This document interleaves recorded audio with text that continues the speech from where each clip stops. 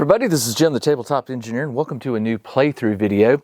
Today I am going to be playing 5 Parsecs from home. In this video I am rolling up the first planet that I'll be landing on and hopefully my first job. Not hopefully, probably my first job. There is a chance I may have a rival battle because when I arrive at this world, if you watched the last video, I'm going to be starting with one patron and one rival, and that will come into play in just a moment.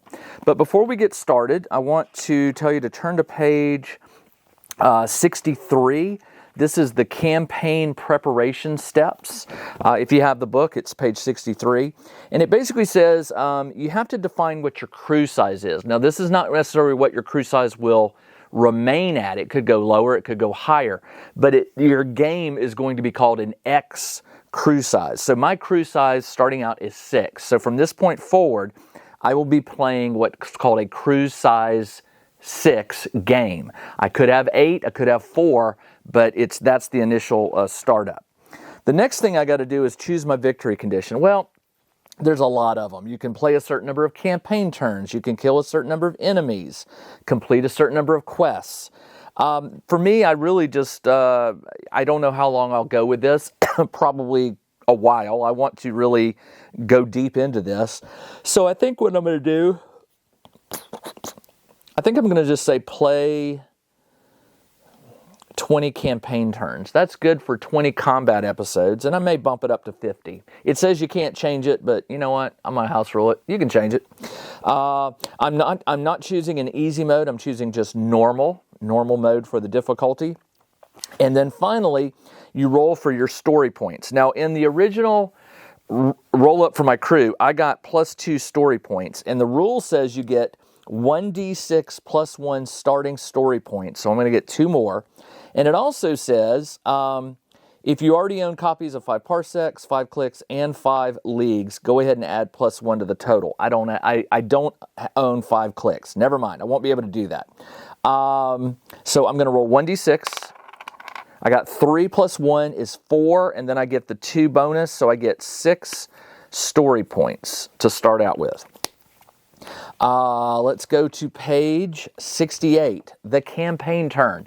This is the order. This is an entire turn. You do all of these steps. Some of them you'll skip when you're on a planet, like you may not be traveling between worlds. So you will skip the step 1, which is travel. But for me right now, I need to do the step 1. I'm not fleeing an invasion. I'm just heading to a planet. Which planet am I heading to? Well, I've decided I'm heading to New Madrid. New Madrid is not a back world. Hopefully I'll find some work there. And New Madrid has plenty of options for, maybe finding some equipment, things like that. So, since I'm traveling, it is going to cost me 5 credits. So I go from 18 down to 13. Just like that, I am already losing money and I haven't even got a job yet. My freighter is just a standard freighter. I could pay, well, hold on, we're getting ahead. Now, since I'm traveling, I need to roll on a starship event. And to do that, you roll a D100, and I'm going to be doing blue is high.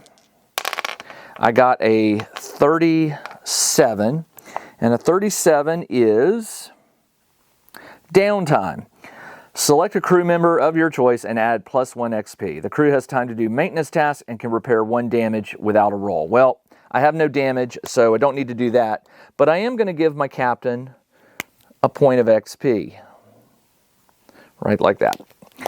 All right, next step is, after you do the travel event, New World. So we're going to arrive at New Madrid.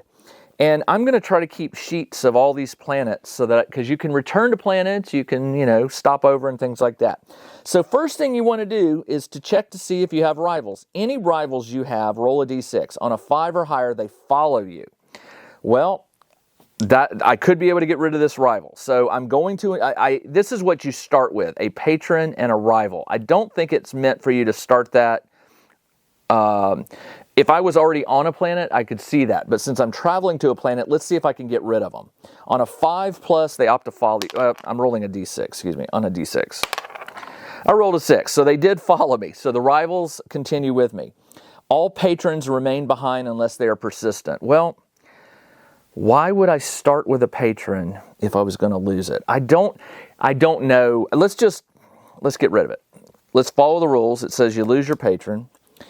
Check for license. Roll a d6. On a 5 or 6, you have to pay for a license. Come on. All right, how much? It's a d6. 2 credits. Yeah, I'm down to 11. I am not doing so great here. Okay, I could try to forge a license, but I'm not willing to deal with getting in trouble with a rival and all that stuff.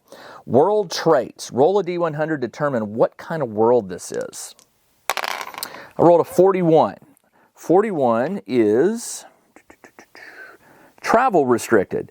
No more than 1 crew member may take the explore option each campaign turn. Okay, so when you're on a planet between battles, you can assign your crew members to go out and do things like recruit, trade. So explore is one of those options. So apparently New Madrid has a rule that you can only 1 explore. So I'm gonna create New Madrid.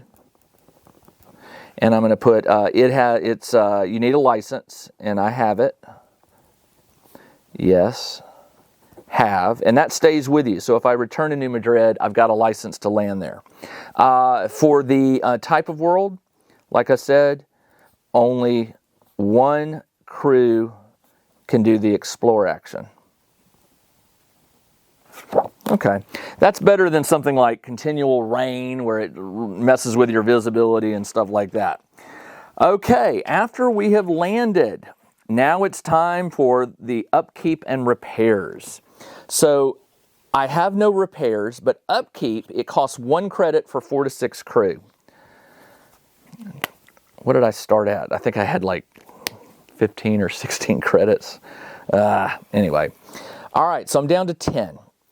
It says you can sell equipment to get to pay upkeep. You get 1 credit for each item you sell. I don't want to do that just yet. Ship debt. It says if you owe money on your ship, the amount is increased. You can make payments if you owe money. Having done so, if you still owe money on your ship, the amount is increased by 1. 2 credits if you owe 31 or more. I owe 24. I have 10. So I will go ahead and pay. It's what's funny, if I pay 2, it's going to go back up 1, so you're really only paying 1. So I'm going to pay 3. I'm down to 7, and I go down 3 to 21, and then it goes back up to 22. But paying off the ship is definitely something I want to do, because every time you do this upkeep at the start of each turn, you got to pay, try to pay down your ship debt. Ship repairs, nothing. Pay for medical cares, nothing. Assign and resolve crew tasks. Okay, here we go. So unfortunately, I did give my characters names, but they're on my computer and I don't have it with me. So I'm just going to go captain, and then I'm going to go 1, 2, 3, 4, 5. 1, 2, 3, 4, 5. The captain is going to go hunting for a patron. The things you can do are find a patron. That's how you get work. That's how you get paid work. You can train. You can trade. You can recruit. Explore. You can track, which is look for your rival and pick a fight. I don't want to do that. You can repair an item that you have, and you can also do a decoy, which helps avoid the rivals. So right now, I can only do 1 explore, and I will just give that to the first one. Explore, sometimes you find some interesting things. You might find a contact or a new patron. You might find some item that you can sell that's worth money. You just never know. I am going to do a trade, and I think you can assign a maximum of 2 characters per action. So I'm going to do 2 trades, and let's do a train on number 5. That way he'll have 3 XP instead of 2. Train, you get plus 1 XP. And I can do one more thing. Let's do a patron. We really want a patron. We need a job. Okay, so here's how this works. To find a patron, you roll a d6 and you add the number of crew members who are looking. Well, I'm adding 2. So I'm going to add 2 to this roll. And then you can pay a credit after you roll to bump that number up. If you roll a 5, you find a patron. If you roll a 6, you get 2, and you can choose either job. I got a 6, so I don't even have to pay. I have patron number 1 and patron number 2. And let's see, that's it for the patron. So explore, when you do an explore, that is roll on the exploration table, page 80. Okay, so we go to page 80. I get 1 roll on this. Exploration. That is a 26, which is possible bargain. Give up a weapon of choice, roll a d6. On a 6, you get a roll on the loot table, otherwise get 1 credit. Well, I do have a bunch of loot, and I do have something I'll give up. I will give up the blade. Roll a d6, and hope for a 6. I did not, but I do get 1 credit, so I go up to 8 credits. Okay, that was 1 explore. I did the patron, I did the explorer. The train will get me to 3 here. And then I'm going to get 2 trades. The trade table is on page 79. You get 2 rolls, or I get 2 rolls because I assigned 2. First one is a 65. 65, a military fuel cell. 0 travel costs when jumping to a new planet, single use. Ooh, a military fuel cell. So I will save 5 credits on my next jump. That is an important one. And then the next roll is a 92. 92 is medical reserves. Obtains 2 stem packs, 2 stems, stem pack, and 2 med patch. Those will probably be helpful. Okay, that is it for the for doing tasks. So I did the tasks, and next, what do I do next? After you assign the tasks, explore, track, repair, decoy. Okay, done those. Determine the job offers. Here we go. All right, so I have 2 patrons. So the first thing I do is I roll a d10 to determine the job type. I'll roll 1 first and then 2. So I rolled a 6 and I rolled a 5. A 6 is a wealthy individual. Wealthy individual. And a 5 is a sector government. Want to see more playthrough videos from the Tabletop Engineer? Then join the Tabletop Engineers Gaming Workshop Patreon. For just $2 per month, you'll get access to private games and playthrough videos, as well as early access to videos that appear on the Tabletop Engineer Plays YouTube channel. Games like D100 Space, Bug Hunt, Hero Quest, Core Space, and 5 Parsecs from Home. And more games are on their way like Malatom and 5 Leagues from the Borderlands. Patrons also get access to monthly live chats, crafting videos, mini painting videos, and more. See the video description for more information and a link to sign up. Okay, neither one of them has a note, so I don't have to worry about that. Now we determine danger pay. Add +1 if you're working for a corporation. I'm not. So number 1, I rolled a 1, which is +1 credit is danger. This is danger pay. +1 credit. And for the number 2, same thing, +1 credit. Next we go to time frame. This is how fast the job needs to be done. Number 1 is a 4, which is this turn. All right, so if I don't do this one, I lose it. It won't be here next turn. And the second one is an 8, which is this or the following 2, +2 turns. Okay, so that's not bad. Benefits, hazards, conditions. So benefit, bins, hazards, conditions. All right, so benefit, let's do this. Oh, by the way, so depending on the type of patron, the role will be different. So for the wealthy individual for benefit, I need a 5 or higher. No. And for the sector government, I need an 8 or higher. No, none. For hazards, I need, for wealthy is an 8, for sector, both 8. So, oh, yes. And for the other one, 6. No. So what is, and then finally conditions. For the wealthy, it's 8 or higher. I rolled a 6. For the sector, I rolled a 7. So no conditions. But let's find out what that hazard is. The hazard is on page 84. You roll a d10. I rolled a 2, a dangerous job. And it says increase enemy number by 1. Enemy number plus 1. So if I roll a 6 for enemies, 7 are going to show up. All right, assign equipment. I've already done that. I know who's got what. Resolve any rumors. Okay, I started with 1 rumor. You may find rumors. If you are not currently on a quest, roll a d6. If the roll is equal or below, remove all rumors and you now have a quest. So basically I just need to roll a 1. I got a 1. All right, so this rumor is now turned into a quest. So I do have a quest, but it says I have 2 quest rumors. So I guess I'll automatically start with 2 quest rumors. So I got a quest. Okay. Until the quest is resolved, anytime you receive a rumor, you receive a quest rumor. So I've got plus 2 quest rumors already starting, which is excellent. So I can erase that. I can erase all this on the notes. I've taken all that into account. Okay, there we go. Now, here we go. Choose your battle. So the job, first off, I need to decide which job am I going to take. Well, obviously, I'm going to take this one because it needs to be done this turn. I could choose this one on the next turn or the one after that. So it gives me a backup. So I'm going to take this job, and it is a... Hold on. Before we do, we have to see if the rivals want to pick a fight. Before you choose your battle, you must check that the rivals give you the opportunity. Tally up the rivals. I have 1. Roll a d6. If it is equal or lower, one of them has tracked you down. I got a 5, so no rival fight this turn.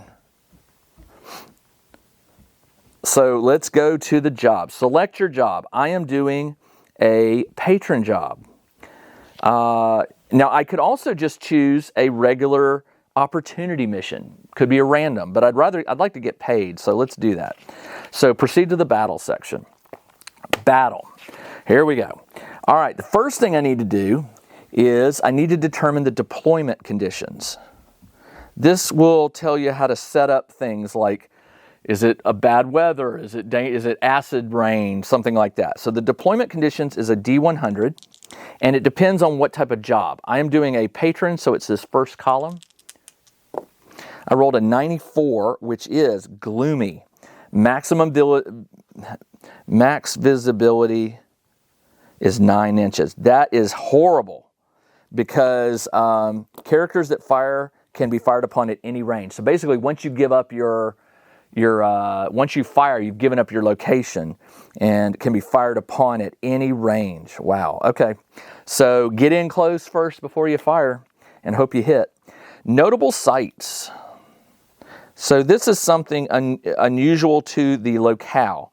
Notable sight, and it's a D100, also rolling on the patron column. I rolled a 31, which is priority target. Priority target, and it says select a random enemy. It's +1 to an enemy tough. And if you slay them, it's +1d3 credits if killed. And once you set up the terrain and the enemies, you'll roll select a random enemy. You'll roll for the random enemy. Now the objective. This is a patron mission, so I'm going to roll a d10 on page 89. This is a 9. It's a fight off. A fight off, I believe, is let's read it. Fight off is, there is no objective other than driving off the enemy. To win, you must hold the field. Holding the field means you're the last man standing. So it's wipe them out. All right. I'm not being attacked by a rival, so I don't have to do that. Determine the enemy. Here we go. Not fighting a rival. Otherwise, you'll need to generate the opposition. First roll a D100 on the enemy encounter table. All right, that is on page 94. And again, it's by type of job. I'm rolling on the patron column. You roll a D100. I rolled a 63, which is interested parties. Interested parties. There's things like hired muscle, criminal element, and roving threats. Each of these is a different class or theme of bad guys. So Interested Parties has its own table that you'll roll on. So I did that. Then I go to that table and I roll a D100. So Interested Parties is on page 99. 71. 71 is Soulless Task Force. The Soulless are dangerous. Task Force. They have number +0. Panic on a 1. They have a speed of 4. They have a combat of +2. That's horrible for me. A toughness of 5. That's also pretty horrible. Their AI is T, which I think is tactical. And their weapons are of type 3C. These are tables that you'll roll on we'll get to those. All right, so the Soulless Task Force. It says they have a 6+ saving throw. So when I hit them, if I take them out, they get a chance to dodge it by rolling a 6 on a D6 or higher. Okay, now that I've done that, I determined the number. For a crew size of D6, roll 2D6 and pick the highest. I got a 4 and a 5. So the 5, there are 5 of them. I'm going to flip the page here. 5 of these guys.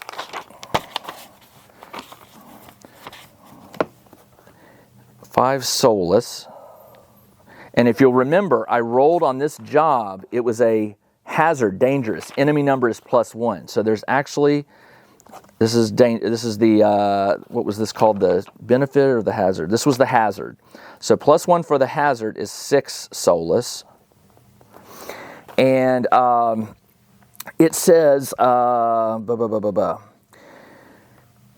if you encounter 3 to 6, you will have 1 specialist. So there's going to be 5 thugs and 1 specialist. But then it says, if you encounter 4 or more opponents, 1 non-specialist will be a lieutenant. So it goes down to 4 thugs and 1 lieutenant. The lieutenant carries a blade, so they're good in hand-to-hand. And they are combat +1. So the normal soulless is combat +2. The lieutenant is +3. Now, for unique individuals, the enemy force may be led by a very special character. Unless fighting an invasion battle or an enemy from roving threats, roll 2d6. Add +1 if fighting interested parties. I am. So I'm going to add +1 to this roll. On a roll of 9 or higher, you get a unique. I got a 12. How about that? So I also have 1 unique. Okay, so now I have to go to the unique table, which is all the way back on page 105. Let's roll for the unique. That is a 25, which is a corporate spook. Who knows, man? They have a move of 5. Oh, I'm sorry, a speed of 5. Move 5. Combat of +1. Toughness of 4. AI is C, which I think is cautious. They have 1 luck point, and they have a hand laser. All right, the last thing I need to do is I need to roll for the weapons that these guys bring to the party. Let's see. Hold on just 1 second. Okay, enemy weapons. So the enemy uses, what table was it? 3C for their weapons. So the way this works is the number corresponds to what the thugs will hold, and the letter is what the specialist will do. And also the lieutenant gets the same weapon that you roll for the number. So the 3 means I'm rolling on column 3 here, which is the hardest, by the way. A D6, and I rolled a 6, which is a blast rifle. So the thugs all have blast rifles, as does the lieutenant. And the specialist, I roll on the specialist C table, which is the hardest. I rolled a 3, which is a fury rifle. That just sounds glorious, doesn't it? And by the way, when you kill an enemy, you don't get their weapon in this game. Just letting you know that. All right, that is, I think that's it. So let's look at these weapons, by the way. I'm really in trouble. I really am. This first game is going to be very hard. Let's go to the weapons table. Well, the weapons is in back here. There's a back. Okay, so the blast rifle has a range of 16. Only gets one shot, but it does +1 damage. The Fury rifle has a range of 24, one shot, and it does +2 damage, and it's piercing, means it bypasses armor. Blast rifle, Fury, and the Corporate Spook has a hand laser, which is 12 inches range, one shot. Yeah. So I'm going up against 4, 5, 6, 7 with my 6 crew. So it's going to be a tough little fight. All right, that is how you roll up an encounter. Now what I'll do is I'm going to be creating cards for my planets so that I can move back and forth between them. And maybe I'll return to New Madrid one day. Now the weather or the condition doesn't change. It's a gloomy planet, so it's always going to have that 9-inch radius or 9-inch distance for firing weapons, which works out for me because they won't be able to shoot at me until they're within 9 inches. But again, once you reveal your position by shooting, it says that you can be shot at from any range.